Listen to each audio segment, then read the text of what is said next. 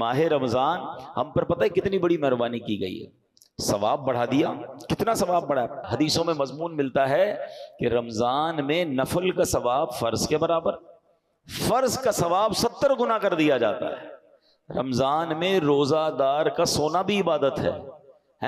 رمضان میں روزہ دار کے منہ سے افطار سے پہلے جو بو آتی ہے وہ اللہ کے نزدیک مشک کی خوشبو سے زیادہ بہتر ہے۔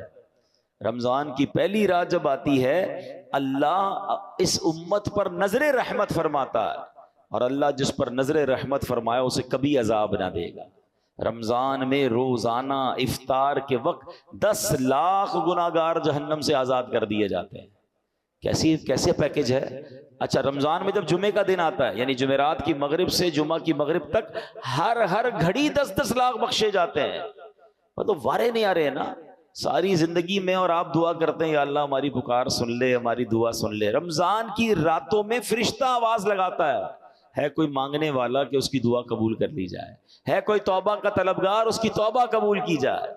مگر سچ بتاؤ اس اسکیم سے کتنے لوگ فائدہ اٹھاتے ہیں؟ پھر رمضان کا پہلا عشرہ عشرہ رحمت، دوسرا عشرہ عشرہ مغفرت، آخری عشرہ جہنم سے آزادی کا عشرہ، آخری عشرے میں 5 طاق راتوں میں ایک رات وہ جسے لیلۃ القدر کہا گیا، 1000 مہینوں سے بہتر رات۔ اللہ اکبر، کتنی مہربانی کی اللہ نے ہم پر، یعنی ہر وہ سامان کر دیا گیا کہ میرا بندہ بخشا جائے۔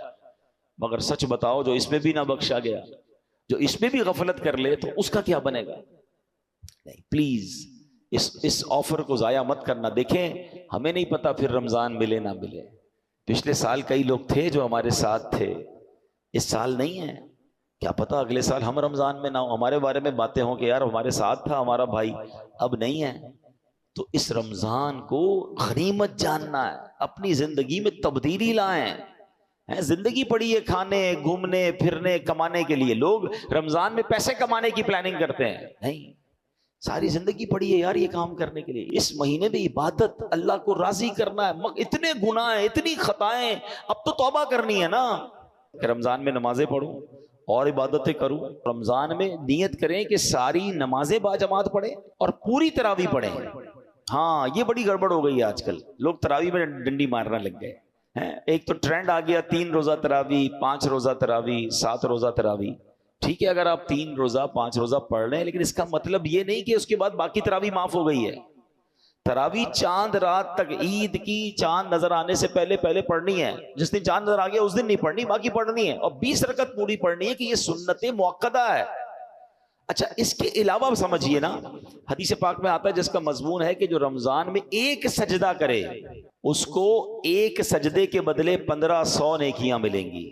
ہر سجدے پر جنت میں سرخ یاقوت کا محل عطا فرمایا جائے گا، اور فرمایا ایک درخت ایسا اسے جنت میں دیا جائے گا، اس کا سایہ اتنا بڑا ہوگا، اس کی ڈائمنشن اتنی بڑی ہوگی کہ گھڑ سوار یعنی ہارس رائڈر 500 سال تک دوڑتا رہے اس کا سایہ ختم نہیں ہوگا، یا اتنا سایہ ہوگا۔